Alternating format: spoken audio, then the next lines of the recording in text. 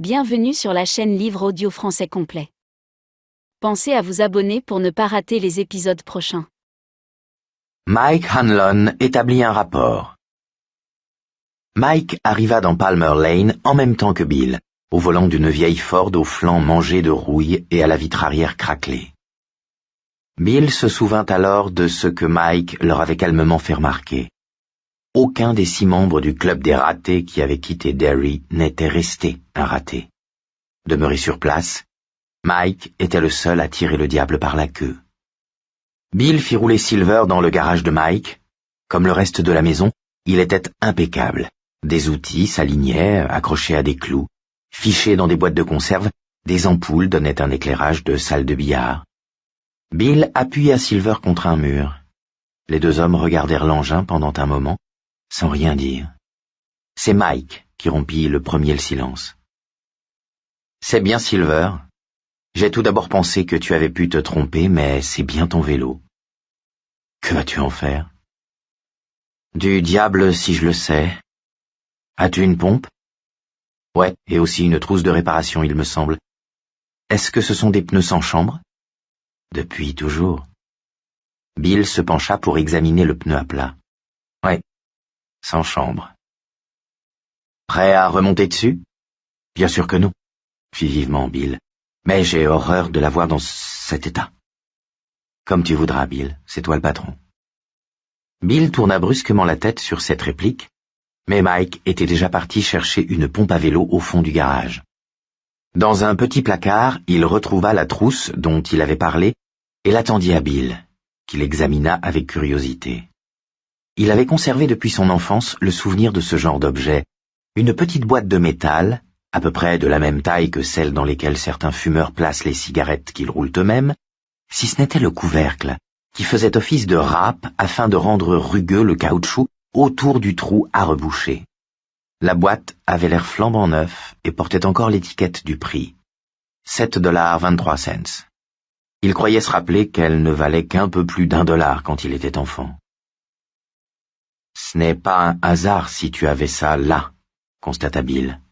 « Non, je l'ai acheté la semaine dernière, dans une boutique du centre commercial. »« As-tu une bicyclette? »« Non, » répondit Mike, dont le regard croisa celui de Bill.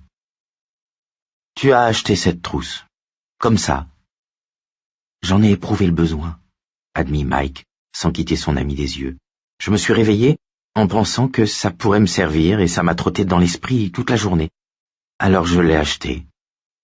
Et toi, tu vas t'en servir. »« Et moi, je vais m'en servir, » répéta Bill. « Mais, comme on dit dans tous les romans de gare, qu'est-ce que tout cela signifie, cher ami?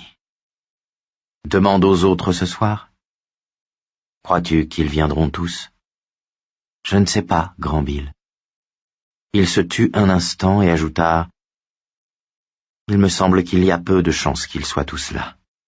1 ou 2 vont peut-être filer à l'anglaise, ou... » Il haussa les épaules. « Et alors, que ferons-nous? » Je l'ignore. Mike montra la trousse de réparation du doigt.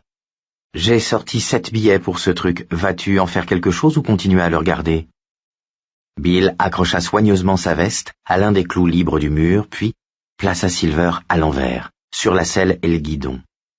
Il fit tourner lentement la roue arrière. Le grincement rouillé du moyeu lui déplut, et il se souvint du chuintement presque inaudible des roulements à billes du skate du gamin. « Une bonne giclée d'huile arrangera ça, » pensa-t-il. « Ça ne fera pas de mal à la chaîne non plus, elle est couverte de rouille. Et les cartes à jouer? Il faut mettre des cartes à jouer contre les rayons. Je parie que Mike en a, des bonnes.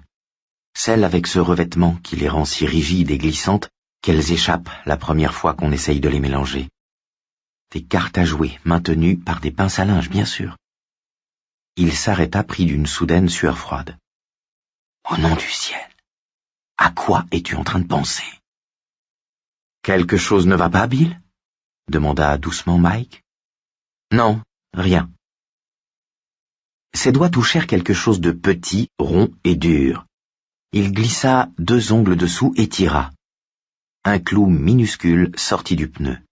« Voilà le coupable, » dit-il, tandis que de nouveau s'élevait dans son esprit la voix étrange, inattendue et puissante. Les chemises de l'archiduchesse sont-elles sèches, archi-sèches, pour les 6 spectres? Mais cette fois-ci la voix, sa voix, fut suivie de celle de sa mère, disant « Essaye encore, Billy. Tu y es presque arrivé cette fois. » Il frissonna, puis secoua la tête. « Même maintenant, je ne pourrais pas répéter ça sans bégayer, » pensa-t-il. Et pendant un bref instant, il fut sur le point de comprendre ce que tout cela signifiait. Puis la lueur de compréhension disparut. Il ouvrit le nécessaire et se mit au travail. Cela lui prit pas mal de temps. Mike restait appuyé au mur, dans un rayon de soleil oblique de fin d'après-midi, les manches de chemise roulées, la cravate desserrée, sifflant un air que Bill finit par identifier. « She blinded me with science ». En attendant que la colle sèche, Bill entreprit, simplement pour avoir quelque chose à faire, se dit-il, de huiler la chaîne, les pignons et les moyeux de Silver. Le vélo n'en avait pas meilleure mine, mais le grincement disparut et les roues tournèrent bien. De toute façon, Silver n'était pas faite pour les prix de beauté. Sa seule vertu était d'être capable de filer comme le vent. À ce moment-là, vers 5h30, il avait presque oublié la présence de Mike, tant il était absorbé dans les tâches infimes mais infiniment satisfaisantes de l'entretien. Il vissa l'embout souple de la pompe sur la valve du pneu arrière, qu'il gonfla au jugé. Il eut la satisfaction de constater que la pièce tenait bien. Il était sur le point de redresser Silver lorsqu'il entendit derrière lui un bruit de cartes que l'on battait rapidement. Il se retourna si vivement qu'il faillit renverser la bicyclette. Mike était là, un jeu de cartes à dos bleu à la main. « Tu les veux ?» Bill laissa échapper un long soupir haletant. « J'imagine que tu as aussi des épingles à linge. »« Ouais, un truc dans le genre. » Bill prit les cartes et voulut les faire claquer, mais ses mains tremblaient et il ne réussit qu'à les répandre sur le sol. Il y en avait partout, mais 2 seulement retombèrent à l'endroit. Bill les regarda, puis regarda Mike, dont les yeux restaient fixés sur le jeu éparpillé. Sa bouche, tirée en arrière par un rictus, découvrait ses dents. 2 as de pique. « C'est impossible, » murmura Mike. « Je viens juste de l'ouvrir. » Bill vit l'emballage de cellophane déchiré posé sur l'établi. Comment un paquet de cartes neuf peut-il avoir 2 as de pique? Bill se pencha et les ramassa. Comment peut-on, en faisant tomber un paquet de cartes, n'en retrouver que 2 à l'endroit? Demanda-t-il. La question est encore mais il venait de retourner les cartes. L'une avait le dos bleu, l'autre rouge. Il les montra à Mike. Seigneur Jésus! Dans quelle aventure nous sommes-nous fourrés, Mikey? Qu'est-ce que tu vas en faire? Demanda Mike, la voix éteinte. Les mettre en place, pardi, répondit Bill en éclatant soudain de rire. C'est bien ce que je suis censé faire, non? S'il faut certaines conditions préalables à la magie, celles-ci doivent inévitablement se mettre en place d'elles-mêmes, tu ne crois pas? Mike ne répliqua pas, il regarda Bill fixer les cartes à la fourche de la roue arrière. Ses mains tremblaient encore, et il lui fallut un certain temps, mais il finit par y arriver. Il prit alors une profonde inspiration et lança la roue. Les cartes crépitèrent bruyamment contre les rayons dans le silence du garage. « Allez, viens, » dit Mike doucement. « Viens, grand Bill, je vais faire la bouffe. » Après le dîner, hamburger, champignons et salade, ils restèrent assis à fumer en regardant le crépuscule céder la place à la nuit, dans la cour, à l'arrière de la maison. Bill sortit son portefeuille, prit une carte de visite, et écrivit dessus la phrase qui l'avait poursuivi depuis qu'il avait vu Silver dans la vitrine de rose d'occasion. Il la montra à Mike, qui la lut attentivement, une moue aux lèvres. « Est-ce que ça te dit quelque chose ?» demanda Bill. Les chemises de l'archiduchesse sont-elles sèches archi-sèches pour les 6 spectres? Il acquiesça. Eh bien, dis-le-moi, à moins que tu me sortes encore ton baratin comme quoi je dois trouver tout seul. Non, dit Mike. En l'occurrence, je crois que, je peux te le dire, c'est une phrase difficile à prononcer qui est devenue un exercice pour les bègues et les ésayeurs. Ta mère essayait de te la faire dire au cours de cet été-là. l'été 1958. Ça t'arrivait de t'exercer à voix basse devant nous. Ah bon? Dit Bill, qui ajouta bientôt lentement, répondant à sa propre question. Oui, c'est vrai. Tu devais beaucoup tenir à lui faire plaisir. Bill, qui se rendit compte qu'il était sur le point de pleurer, n'osa pas parler et se contenta de hocher la tête. Tu n'y es jamais arrivé, reprit Mike. Je m'en souviens. Ce n'est pas faute d'avoir essayé, mais tu t'en mêlais toujours les pinceaux. Et pourtant, je l'ai dite, répliqua Bill. Je l'ai dite au moins une fois. Quand? Bill abattit si violemment les poings sur la petite table qu'il se fit mal. Je l'ai oublié! Cria-t-il. Puis d'un air morne, il répéta « Je l'ai complètement oublié. »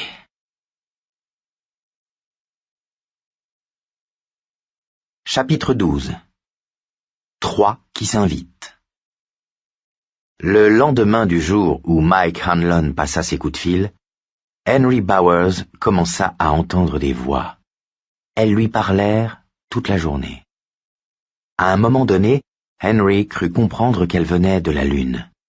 À la fin de l'après-midi, lorsqu'il leva les yeux vers le ciel bleu clair depuis l'endroit où il binait la terre, il la vit, petite et pâle, une lune fantôme. C'est pour cela qu'il crut qu'elle lui parlait.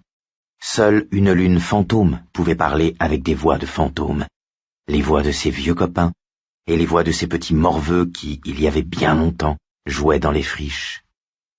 Plus une autre voix, qu'il n'osait pas nommer. Victor Chris fut le premier qui parla de la lune. « Ils reviennent, Henry. Ils reviennent tous, mec.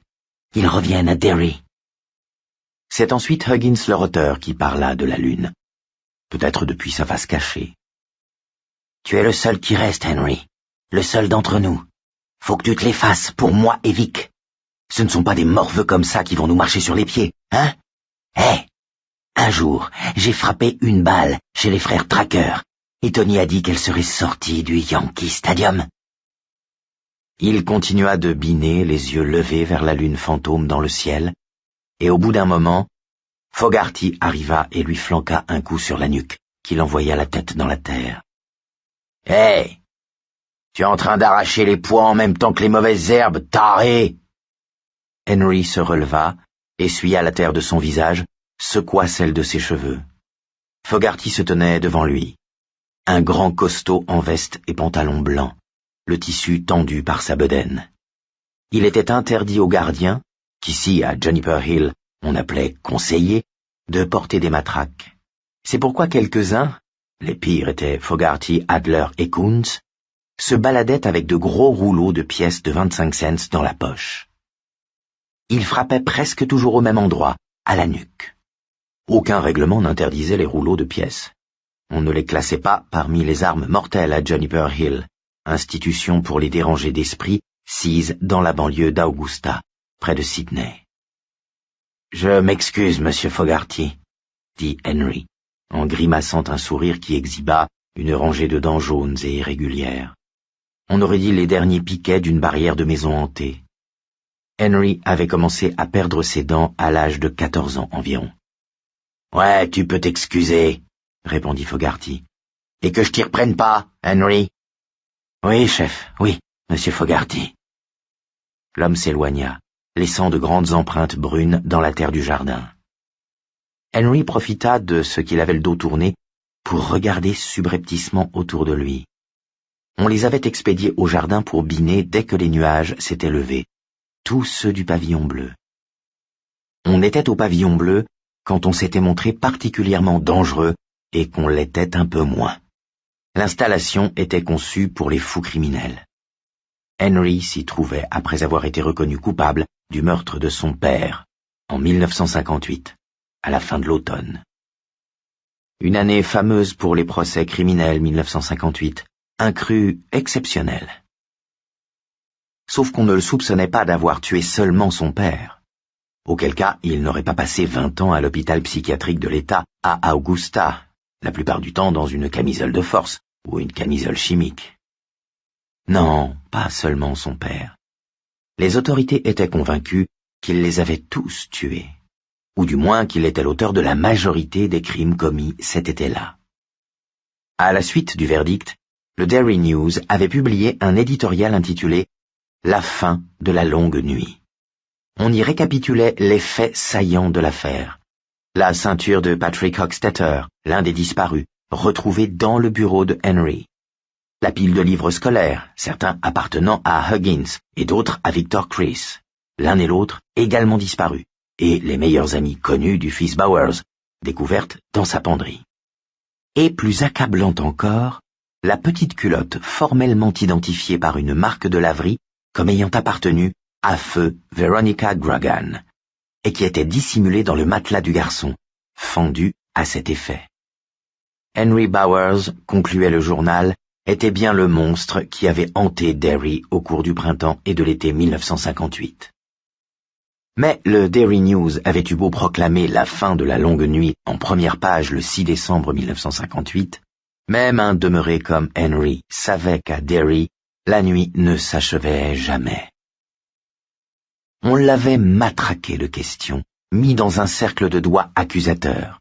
Par 2 fois, le chef de la police l'avait giflé, et un enquêteur du nom de Lotman l'avait frappé au ventre, lui intimant de se mettre à table et en vitesse. « Il y a des gens là dehors qui ne sont pas très contents », lui avait déclaré ce Lotman. « Ça fait longtemps qu'il n'y a pas eu de lynchage à Derry, ce qui ne veut pas dire qu'il ne pourrait pas y en avoir un. » Il l'aurait harcelé aussi longtemps que nécessaire, non parce qu'il redoutait de voir les braves gens de Derry envahir le poste de police pour s'emparer de Henry et le pendre à la première branche venue, mais parce qu'il ressentait un besoin désespéré de refermer le livre d'horreur et de sang ouvert au début de l'été. Oui, il ne l'aurait pas lâché, et Henry le savait. Il voulait le voir tout avouer, comprit-il au bout d'un moment. Henry s'en fichait. Après ce qu'il avait vécu dans les égouts, après ce qui était arrivé à Huggins et à Victor, il paraissait se ficher de tout. Oui, admit-il, c'est vrai. J'ai tué mon père. C'était exact. Oui, j'ai tué Victor Chris et Huggins leur auteur. C'était vrai au sens où il les avait conduits dans les boyaux où ils avaient été massacrés. Oui, j'ai tué Patrick. Oui, Véronica aussi. Oui, celui-ci. Oui, tous. Faux. Mais ça n'avait pas d'importance. Il fallait bien que quelqu'un porte la responsabilité de ces crimes. C'est peut-être pour cela qu'il avait été épargné, alors que s'il avait refusé... Pour la ceinture de Patrick, il comprenait. Il l'avait gagnée à la suite d'un pari avec lui en avril, s'était aperçu qu'elle ne lui allait pas et l'avait jetée dans son bureau. Pour les livres aussi, il comprenait. Ils étaient toujours fourrés ensemble, tous les trois, et ils se foutaient autant de leurs livres de classe d'été que des autres, c'est-à-dire complètement. Leur placard devait certainement contenir des livres à lui, et les flics ne l'ignoraient probablement pas. Mais la petite culotte? Non. Il n'avait aucune idée de la façon dont elle s'était retrouvée dans son matelas. Il pensait cependant savoir qui, ou quoi, s'en était occupé. Autant ne rien dire de ce genre de choses. Valait mieux jouer les idiots. C'est ainsi qu'on l'avait envoyé à Augusta, et qu'en 1979, on l'avait transféré à Juniper Hill. Henry n'y avait eu des ennuis qu'en une seule occasion, et encore, parce que personne n'avait compris. Un type avait essayé d'éteindre sa veilleuse nocturne. Elle représentait Donald Duck en train de soulever sa coiffure de marin. Sans lumière, des choses pouvaient entrer. Barbelés et serrures ne les arrêtaient pas, elles pénétraient comme une brume. Des choses. Elle parlait. Elle riait. Et parfois, elle vous agrippait. Des choses poilues ou lisses, avec des yeux. Ces choses mêmes qui avaient tué Vic et le roteur lorsqu'ils avaient pourchassé les mômes tous les trois dans les boyaux en dessous de Derry en août 1958. Autour de lui se tenaient les autres occupants du pavillon bleu.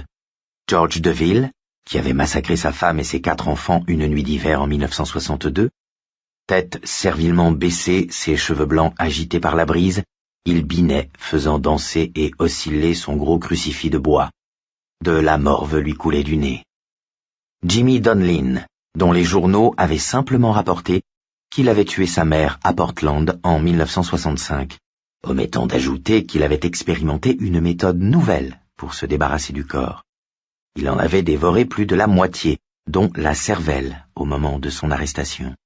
« Ça m'a rendu 2 fois plus intelligent », avait-il confié un jour à Bowers, après l'extinction des feux, moins la veilleuse.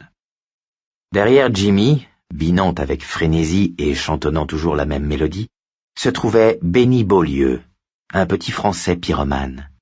Le refrain qu'il répétait inlassablement était des Doors. « Try to set the night on fire, try to set the night on fire, try to set. » J'ai essayé d'embraser la nuit. Ça finissait rapidement par vous taper sur les nerfs. Venait ensuite Franklin de Cruz, auteur de plus de 50 viols. Ses victimes avaient entre 3 et 80 ans. Pas très regardant, F. de Cruz. Puis, Arian Weston, pour qui la houe était un objet de contemplation, bien plus qu'un outil de travail. Le trio des conseillers avait employé sur lui le rouleau de pièces pour le convaincre de se bouger un peu. Mais, un jour, Kuntz avait dû le frapper un peu fort, car il avait saigné non seulement du nez, mais des oreilles, et avait été pris de convulsions le soir même. Oh, pas très longtemps, mais depuis, Arian n'avait fait que dériver un peu plus avant dans ses ténèbres intérieures. Et c'était maintenant un cas désespéré, presque totalement déconnecté du monde réel. Enfin, il y avait... « Alors, Henry, tu t'y mets ? Ou tu veux un autre coup de main ?» aboya Fogarty. Bowers se mit à biner précipitamment. Il ne voulait pas avoir de convulsions et finir comme Arian. Bientôt, les voix recommencèrent. Mais c'était cette fois les voix des autres, celles des gosses, qui l'avaient entraîné là-dedans et qui murmuraient depuis la lune fantôme. « T'étais même pas capable d'attraper un gros plein de soupe, Bowers !» lui susurra l'une d'elles. « Maintenant, je suis riche, et toi tu bines les pois. De ha-ha pour toi, Trouduc. T'étais même pas capable d'attraper un rhume, Bowers. As-tu lu quelque chose de bien depuis que t'es là-dedans? J'ai écrit des tas de bouquins, je suis riche. Et toi, t'es à Juniper Hill. De ha-ha pour toi, espèce de stupide Trouduc. La ferme, murmura Bowers, à l'intention des voix fantômes, binant plus vite et arrachant de nouveau des jeunes pousses de pois en même temps que les mauvaises herbes. De la sueur roulait sur ses joues comme des larmes. On aurait pu vous avoir. On aurait pu. On a réussi à te faire enfermer, Trouduc, ricana une autre voix. Tu m'as couru au trou si t'as pas été foutu de me rattraper, moi non plus. Et maintenant je suis riche. T'as toujours tes pompes en peau de banane, mec. La ferme, grogna Henry à voix contenue. Allez-vous la fermer à la fin? En voulais-tu à ma petite culotte? Vint le taquiner une 4e voix. C'est trop bête. J'ai laissé tous les autres me baiser. J'étais une vraie pute. Mais maintenant, moi aussi, je suis riche. Et nous sommes de nouveau tous réunis. On n'arrête pas de le faire ensemble. Mais toi, tu ne pourrais pas. Même si j'étais d'accord. Parce que tu ne pourrais pas bander. Alors de ha-ha pour toi, Henry. Ha-ha pour toi. Il se mit à biner frénétiquement, faisant voler la terre, les plants de pois et les mauvaises herbes. Les voix fantômes de la lune fantôme parlaient maintenant très fort, résonnant dans sa tête, tandis que Fogarty courait vers lui, en poussant des beuglements. Mais Henry ne l'entendait pas, à cause des voix. Même pas fichu de choper un négro comme moi, hein? On vous a écrasés, les mecs, dans cette bataille de cailloux. On vous a salement écrasés, bande d'enfoirés. Ha ha! Ha ha pour vous! Encore une autre voix moqueuse qui lui carillonnait dans la tête. Puis toutes se mirent à jacasser ensemble, riant de lui, le traitant de tout, lui demandant s'il avait aimé les électrochocs au pavillon rouge au début de son séjour, s'il se plaisait à Juniper Hill, le houspillant, riant, le houspillant, riant. Henry laissa tomber sa houe et se mit à crier vers la lune fantôme dans le ciel bleu, des hurlements de fureur tout d'abord, et c'est alors que la lune elle-même changea pour se transformer en visage de clown. Un visage comme du fromage blanc raviné et pourri, les yeux réduits à 2 trous noirs, son sourire rouge sanguinolent transformé en un ricanement si ingénument obscène qu'il en était insupportable. Henry cria alors, non plus de fureur, mais d'épouvante. Une épouvante mortelle, car le clown se mit à parler depuis la lune fantôme, et voici ce qu'il disait. « Il faut que tu y retournes, Henry. Il faut que tu y retournes et que tu finisses ton travail. Il faut que tu retournes à Derry et que tu les tues, tous. Pour moi. Pour... » C'est alors que Fogarty, qui se tenait à côté de Henry depuis près de 2 minutes, aboyant des ordres, tandis que les autres détenus s'étaient immobilisés dans leur rangée, le manche de la houe à la main comme autant de phallus comiques, l'expression non pas exactement intéressée, mais oui, presque songeuse, comme s'ils comprenaient que ce n'était qu'une partie du mystère qui les avait fait se retrouver tous ici, que la trouille bleue qui venait de saisir brutalement Bowers dans le jardin avait un intérêt plus que technique. C'est alors que Fogarty donc en eut assez de hurler inutilement et porta à Henry un coup à assommer un bœuf.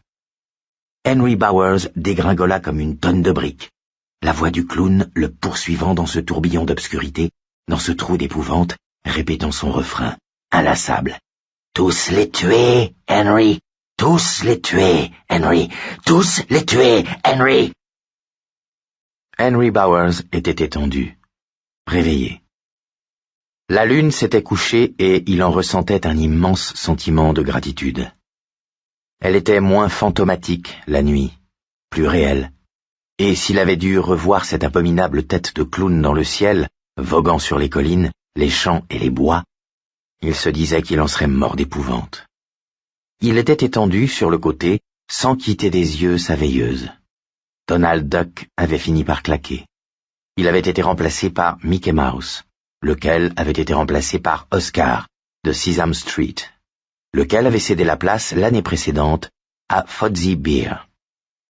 Henry mesurait son temps d'internement en termes de veilleuse claquée. À exactement 2h04 le matin du 30 mai, sa veilleuse s'éteignit. Un petit gémissement lui échappa, rien de plus. Cette nuit-là, Kunz était de garde à la porte du pavillon bleu. Kunz, le pire du lot, pire même que Fogarty, celui qui l'avait frappé tellement fort l'après-midi même qu'il avait du mal à tourner la tête. Autour de lui dormaient les autres détenus du pavillon, Benny Beaulieu dans une camisole élastique. On l'avait malencontreusement autorisé à assister à une rediffusion de La Tour Infernale dans la salle de télé, après la séance de binage, et, vers 6 heures, il avait commencé à s'agiter et à s'égosiller. « Try to set the night on fire! Try to set the night on fire! Try to set the night on fire !» sans la moindre interruption. On l'avait bourré de tranquillisants, ce qui l'avait calmé pendant 4 heures, après quoi il avait recommencé. Retranquillisant et camisole de force. Maintenant, il dormait, son petit visage aussi grave dans la pénombre que celui d'Aristote. Des lits environnants provenaient des ronflements, légers ou bruyants, des grognements et, de temps en temps, des paix. Il entendait respirer Jimmy Donlin. Même à 5 lits de là, on ne s'y trompait pas. Rapide, légèrement sifflante, sa respiration évoquait pour Bowers une machine à coudre. D'au-delà de la porte lui parvenait le son affaibli de la télé de Kunz, qui regardait le dernier bulletin d'information sur Canal 38 en buvant de la bière pour accompagner ses sandwichs.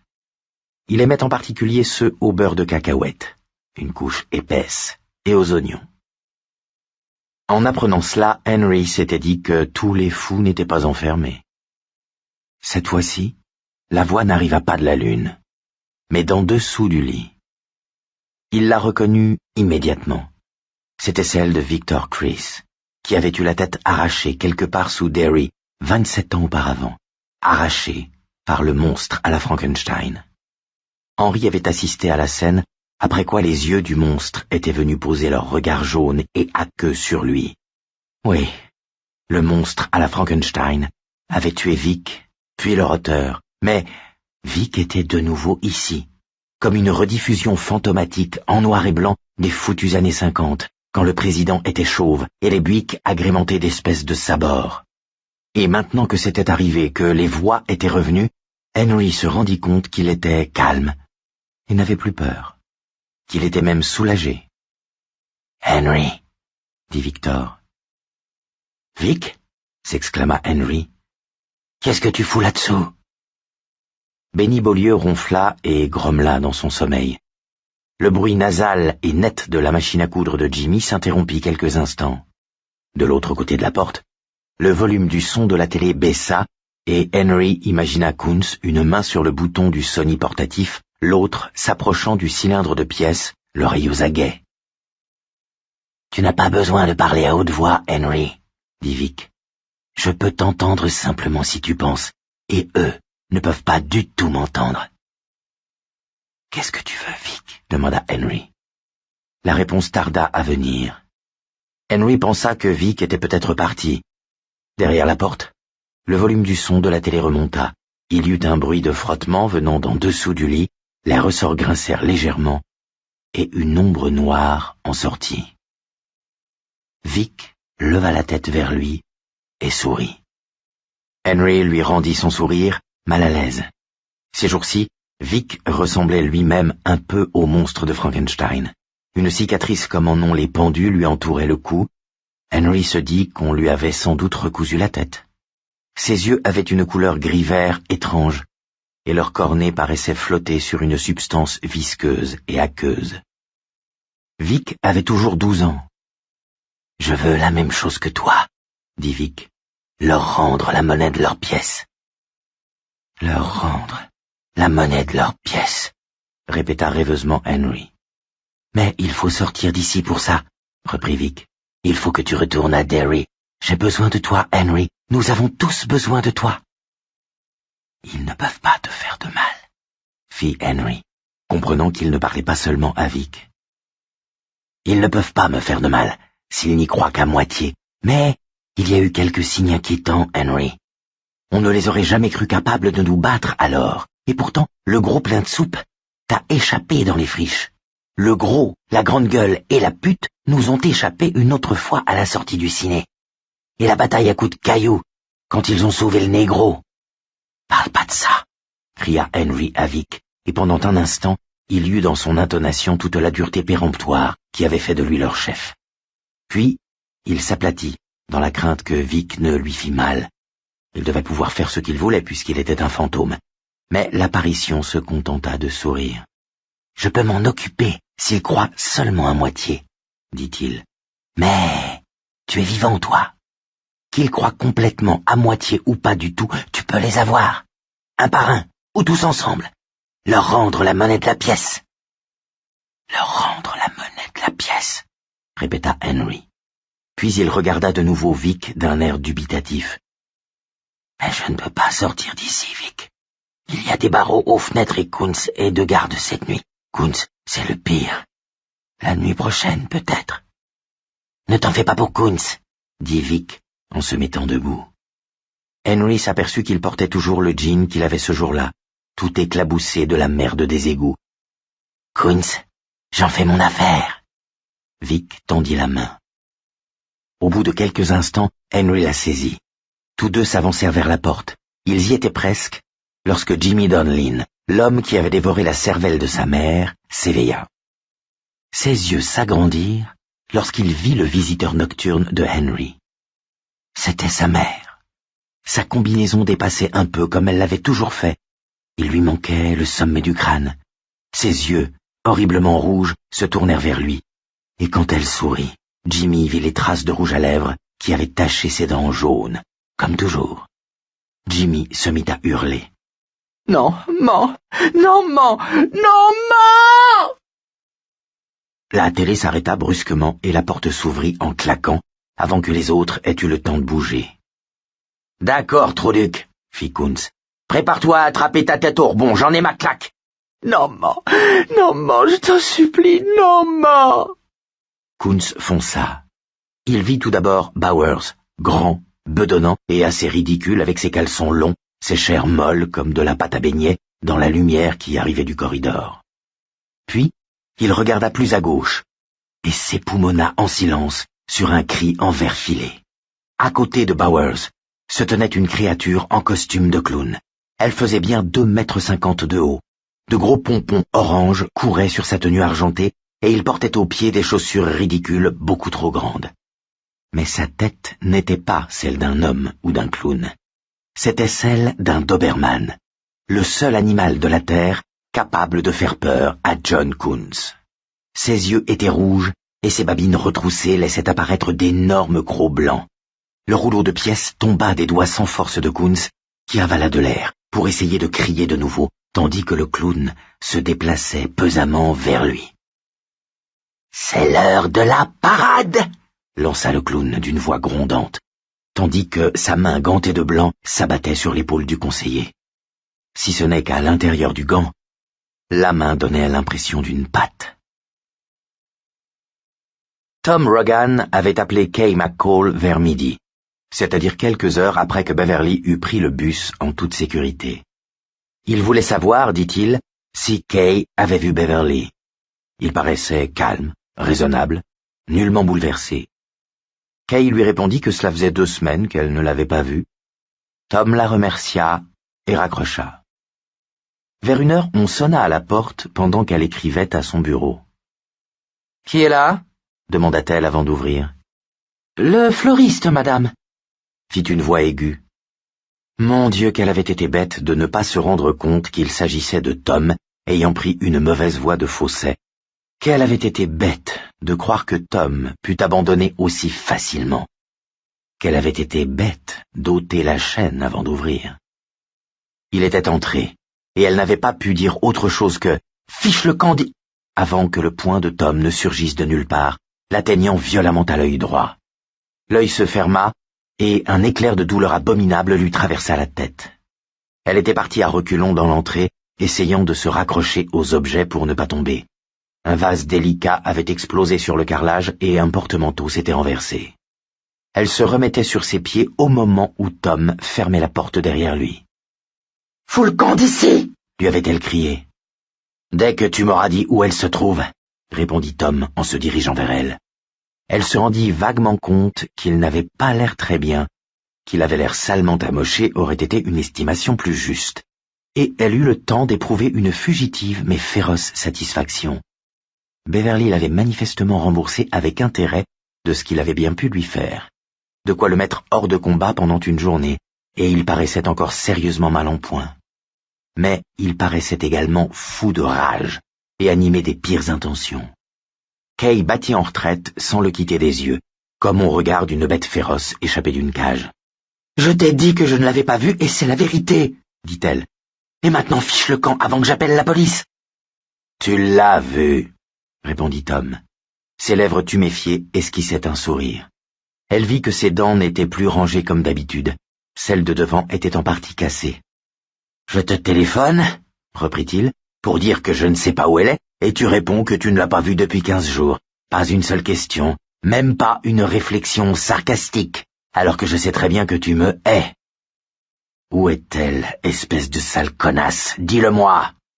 Kay fit alors brusquement demi-tour et courut jusqu'à l'autre bout du couloir, avec l'idée d'entrer dans le salon, de repousser la porte coulissante sur ses rails et de mettre le verrou. Elle y arriva avant lui. Il boitait, mais il avait engagé une partie de son corps dans l'entrée avant qu'elle ait pu fermer le battant. D'une poussée convulsive, il se dégagea.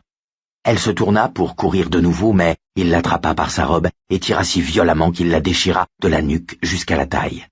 « C'est ta femme qui a conçu cette robe, » pensa-t-elle absurdement, tandis qu'il la faisait tourner. « Où est-elle » hurla-t-il.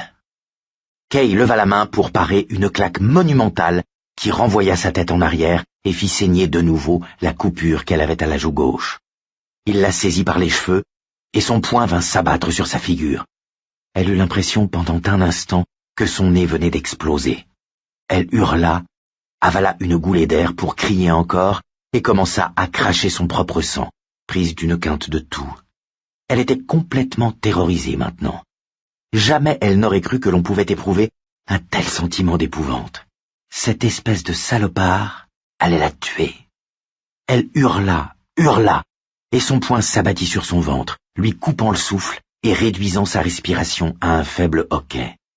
Elle toussait et respirait à petits coups en même temps, et elle fut convaincue, pendant quelques secondes terrifiantes, qu'elle allait étouffer.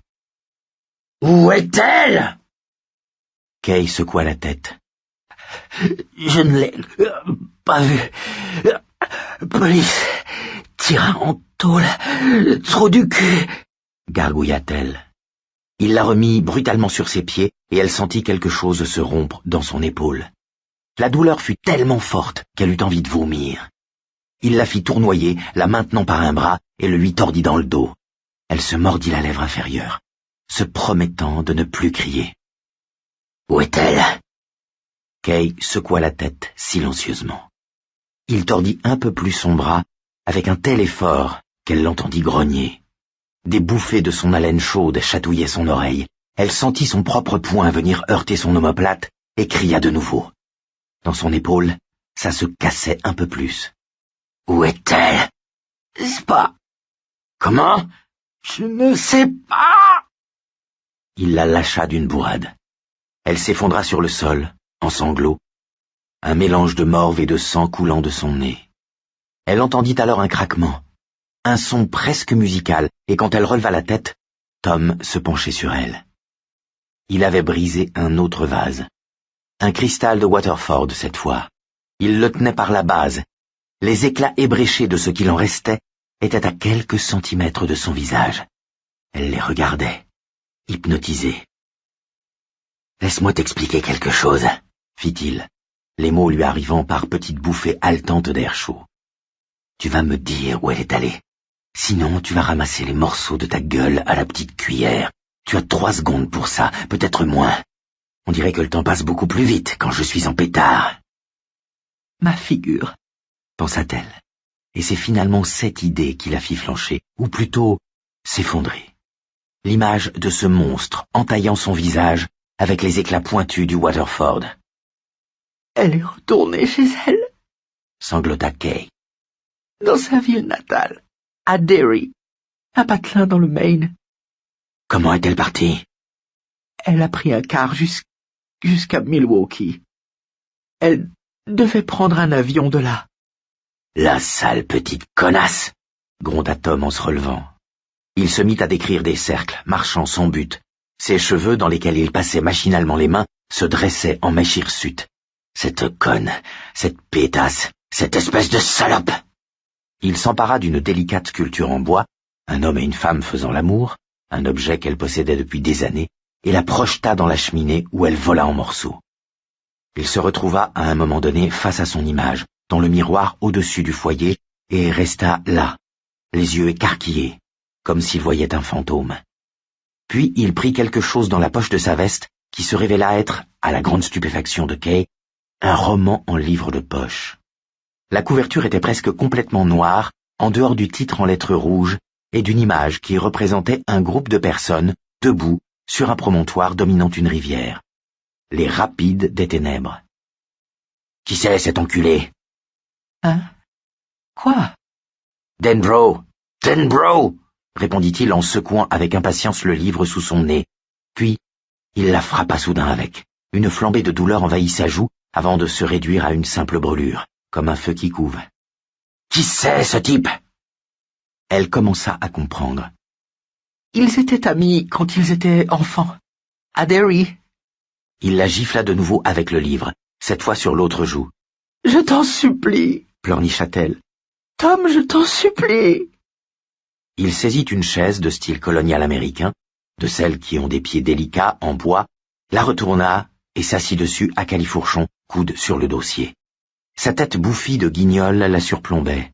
« Écoute-moi bien, » dit-il. « Écoute bien tonton Tommy. Tu dois pouvoir faire ça, espèce de brûleuse de soutien-gorge, non ?» Elle acquiesça. Chaud, cuivré, le goût du sang lui emplissait la gorge. Elle avait l'épaule en feu, elle priait pour qu'elle ne soit que luxée et non pas cassée. Mais ce n'était pas le pire. Mon visage, il était sur le point de me défigurer. « Si tu appelles la police et leur racontes que j'étais ici, je le nierai. Tu ne peux rien prouver, rien du tout. C'est le jour de congé de la bonne et nous sommes tout seuls. Bien entendu, ils pourraient tout de même m'arrêter, c'est toujours possible, hein ?» Elle acquiesça de nouveau machinalement, comme si des ficelles faisaient bouger sa tête. « Si ça arrive, je paye ma caution et je reviens tout droit ici. On retrouvera tes nichons sur la table de la cuisine et tes yeux dans le bocal à poisson. Suis-je assez clair ? On a bien compris, tonton Tommy ?» Kay éclata de nouveau en sanglots. Les ficelles attachées à sa tête fonctionnaient toujours et l'affligeaient d'un hochement permanent. Pourquoi? Quoi? Je ne... Réveille-toi, bon sang! Pourquoi est-elle retournée là-bas? Je n'en sais rien! Fit Kay, hurlant presque. Il agita le morceau de vase brisé devant elle.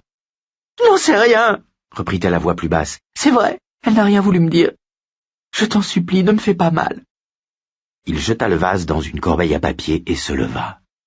Il partit sans se retourner, tête basse, d'une pesante démarche de plantigrade. Elle se précipita derrière lui pour fermer à clé, puis elle fonça dans la cuisine pour en verrouiller aussi la porte. Après quoi, elle se traîna jusqu'au premier, aussi vite que son ventre douloureux le lui permit, et alla fermer à clé les portes-fenêtres qui donnaient sur la véranda. On ne pouvait exclure la possibilité qu'il grimpe le long d'un pilier. Il était blessé, mais il était aussi cinglé. Elle se rendit alors auprès du téléphone, mais à peine avait-elle posé la main dessus qu'elle se souvint de ce qu'il avait dit. Paye ma caution, les seins sur la table de la cuisine, les yeux dans le bocal à poisson. Elle lâcha le téléphone. Elle se rendit dans la salle de bain et contempla son nez en patate qui dégoulinait et son œil au beurre noir. Elle ne pleurait plus. La honte et l'horreur qu'elle ressentait allaient au-delà des larmes. Oh, Bev. J'ai fait ce que j'ai pu, ma chérie. Mais ma figure. Il a dit qu'il voulait me couper la figure, pensa-t-elle. Elle avait du Darvon et du Valium dans l'armoire à pharmacie. Elle hésita et en avala finalement un de chaque, puis elle se rendit à Assistance Femmes Battues pour se faire soigner. Elle connaissait le docteur Geffen, qui sur le moment lui parut le seul représentant du sexe masculin qu'elle regretterait, au cas où tous les hommes disparaîtraient de la surface de la planète. Puis elle revint chez elle, en clopinant. Par la fenêtre de la chambre, elle vit que le soleil était bas sur l'horizon. Le crépuscule devait s'achever sur la côte est, où il était sans doute à peu près 7 heures. Pour les flics, on verra plus tard. L'important pour l'instant, c'est d'avertir Beverly. Les choses seraient bougrement plus faciles si tu m'avais dit où tu descendais, Beverly, chérie. Je suppose que tu ne le savais pas toi-même. Elle avait arrêté de fumer 2 ans auparavant, néanmoins, elle avait conservé un paquet de Pall Mall, pour les cas d'urgence, dans le tiroir de son bureau. Elle prit une cigarette, l'alluma, fit la grimace. Elle était encore plus moisie que le projet sur l'égalité des droits dans les tiroirs du Sénat de l'Illinois. Elle ne l'en fuma pas moins, une paupière à demi fermée par la fumée, l'autre à demi fermée, point. Délicatesse de Tom Rogan. De la main gauche, ce salopard lui avait disloqué le bras droit, elle composa maladroitement le numéro de l'assistance à l'annuaire du Maine et demanda le nom et le numéro de téléphone de tous les hôtels et motels de Derry. « Ça risque de prendre un certain temps, madame, » répondit l'opératrice. « Plus encore que vous ne pensez, petite sœur, car je vais écrire de la main gauche, la droite est en congé maladie. Il n'est pas dans nos attributions de... » Écoutez un instant, la coupa Kay, mais sans se fâcher. Je vous appelle de Chicago et j'essaye de joindre l'une de mes amies qui vient juste de quitter son mari et est retournée à Derry, où elle a passé son enfance. Son mari a obtenu cette information de moi en me battant comme plâtre. Cet individu est psychopathe. Il faut absolument qu'elle sache qu'il est à ses trousses. Il y eut un long silence, puis l'opératrice, d'un ton nettement plus humain, répondit « J'ai l'impression que c'est du numéro de la police dont vous avez le plus besoin. »« Juste. Je vais aussi le prendre. Mais il faut qu'elle soit prévenue. Et... » Elle pensa aux joues entaillées de Tom, à ses bosses, au front et à la tempe, à ses lèvres affreusement enflées, à sa claudication. Si elle sait qu'il vient, ça suffira. Il y eut encore un silence. « Vous êtes toujours en ligne, petite sœur ?»« Arlington Motor Lodge, » répondit l'opératrice. « 643 81 46. Bassey Park Inn, 648 40 83. Bunyan Motor Court. Un peu moins vite, s'il vous plaît, » demanda-t-elle, griffonnant furieusement. Du regard, elle chercha un cendrier, n'en vit pas, et écrasa le mégot sur le buvard du sous-main. « Ok, continuez. Clarendon Inn. » La chance lui sourit, partiellement, à son 5e appel. Beverly était descendue au Derry Town House, mais elle n'était pas à l'hôtel. Elle laissa son nom, son numéro et un message. Que Beverly la rappelle, quelle que soit l'heure, dès son retour. L'employé répéta le message. Kay remonta dans sa chambre, prit un autre Valium et s'allongea, attendant la venue du sommeil. Mais il ne vint pas. « Je suis navrée, Bev, » pensa-t-elle, les yeux perdus dans le noir, flottant sur le nuage de la drogue. Ce qu'il menaçait de faire à mon visage, je n'ai pas pu le supporter. Appelle vite, Bev. Je t'en prie, appelle vite. Et fais gaffe au fils de pute que tu as épousé. Le fils de pute que Bev avait épousé se débrouilla mieux que Beverly la veille en matière de correspondance, car il partit d'O'Hare, plaque tournante de l'aviation commerciale des États-Unis. Pendant le vol, il lut à plusieurs reprises la courte note biographique sur l'auteur, au dos du livre avec lequel il avait giflé Kay. Natif de la Nouvelle-Angleterre, disait-elle, William Denbrough était l'auteur de 3 autres romans. Lui et son épouse, l'actrice Audra Phillips, vivaient en Californie. Il avait un autre roman en cours. L'édition de poche datant de 1976, Tom supposa que ce type devait en avoir écrit d'autres depuis. Audra Phillips. Il l'avait vue au cinéma, non? Il remarquait rarement les actrices. Il n'aimait que les films policiers et d'horreur ou les westerns. Mais si cette môme était celle à laquelle il pensait, elle avait attiré son attention à cause de sa grande ressemblance avec Beverly. De longs cheveux roux, des yeux verts et des nénés qui tenaient en place. Il se redressa un peu sur son siège en se tapotant la cuisse avec le livre de poche, essayant d'ignorer sa bouche et sa tête qui lui faisaient mal. Ouais, il en était sûr. Audra Phillips était cette rouquine avec de beaux nénés. Il l'avait vue dans un film avec Clint Eastwood, puis 1 an plus tard dans un film d'horreur. Beverly était venue avec lui et, en sortant de la salle, il avait fait la remarque que l'actrice lui ressemblait. « Je ne trouve pas, » avait répondu Bev. « Je suis plus grande, mais elle est plus jolie. J'ai aussi les cheveux plus clairs. » C'était tout. Depuis, il n'y avait plus repensé. Tom avait un certain sens spontané de la psychologie. Il s'en était servi pour manipuler sa femme depuis qu'ils étaient mariés. Et maintenant, quelque chose de désagréable commençait à le titiller. Plus une impression qu'une pensée. Ça partait du fait qu'enfant, Bev et ce Denbrough avaient joué ensemble, et que Denbrough avait plus tard épousé une femme qui, en dépit des dénégations de Beverly, ressemblait de manière époustouflante à Mrs. Tom Rogan. À quel jeu avaient donc joué Denbrough et Beverly quand ils étaient petits? À la marchande? Au Monopoly? Ou à autre chose? Une fois à Bangor, il eut beau faire tous les comptoirs de location de voitures, il n'en trouva pas une seule. Les hôtesses jetaient des coups d'œil inquiets à son visage ravagé à l'expression sinistre, en lui répondant qu'elles étaient désolées. Tom alla acheter un journal de Bangor et l'ouvrit aux petites annonces, sans se soucier des regards que les gens lui jetaient. Il en repéra 3 et tomba dans le mille à son second appel. « Vous dites dans votre annonce que vous avez un break LTD 76 pour 1400 billets. »« Oui, en effet. »« Écoutez, » dit Tom en touchant inconsciemment son portefeuille qui contenait $6 000 en liquide. « Vous me l'amenez à l'aéroport et on traite l'affaire sur place. Vous me laissez la voiture avec un acte de vente et la carte grise. Je vous paierai en liquide. » Le type à la Ford LTD resta un instant silencieux, puis dit « Il va falloir que j'enlève mes plaques ?»« Ouais, bien sûr. »« Comment vous reconnaîtrai-je, monsieur ?»« Monsieur Barr. » Tom avait les yeux sur le guichet des Bar Harbor Airlines. « Je serai près de la dernière porte.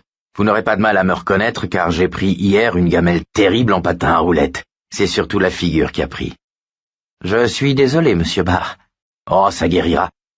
Vous m'amenez la voiture, mon vieux. » Le vendeur de la LTD était un tout jeune homme. L'affaire conclue, il enleva ses plaques, et Tom lui donna $3 de mieux pour son tournevis. La voiture était une vraie casserole. La transmission grinçait, la carrosserie gémissait de partout, les freins étaient ramollis. Peu importait. Tom se rendit dans le parking longue durée et se gara à côté d'une Subaru couverte de poussière. Avec le tournevis du jeune homme, il en dévissa les plaques et les posa sur la LTD tout en fredonnant. À 10 heures, il était déjà sur la route numéro 2, une carte routière ouverte à côté de lui. La radio de la LTD ne fonctionnait pas et il roulait donc en silence. C'était parfait. Il devait réfléchir à beaucoup de choses, à toutes les choses merveilleuses qu'il allait faire à Beverly, lorsqu'il l'aurait retrouvée par exemple. Il était sûr, au fond de lui-même, tout à fait sûr, que Beverly n'était pas loin. En train de fumer. Oh, ma petite, tu as commis une grave erreur le jour où tu as couché avec Tom Rogan. Et la question est la suivante. Que va-t-on faire de toi, au juste? La Ford avançait pesamment dans la nuit, plein phare. Le temps d'arriver à Newport, Tom savait. Il trouva un bar-tabac encore ouvert sur l'artère principale, où il acheta une cartouche de Camel qu'il jeta sur le siège arrière avant de repartir. Puis, il s'engagea sur la route numéro 7, lentement, pour ne pas manquer l'embranchement. Heaven 21 Derry 15, lisait-on sur le panneau, celui qui précédait la route numéro 3. Il tourna et accéléra. Il eut un coup d'œil pour la cartouche de cigarette et sourit. Dans la lumière verte du tableau de bord, sa tête, avec ses bosses et ses ecchymoses, avait quelque chose d'étrange et de macabre. « Je t'ai amené des sèches, Bev », dit-il en lui-même tandis que défilaient pins et sapins de part et d'autre de la route de Derry, sur laquelle il roulait à un peu plus de 100 à l'heure. « Oh, bon Dieu, oui, toute une cartouche. Et quand je te retrouverai, mon amour, je te les ferai bouffer une à une. Et si ce mec, Denbrough, a besoin de se faire tirer les oreilles, tu peux aussi compter sur moi, Bevy. Je m'en occuperai. » Pour la première fois depuis que cette foutue salope l'avait traité en pecno et s'était tiré, Tom commença à se sentir mieux.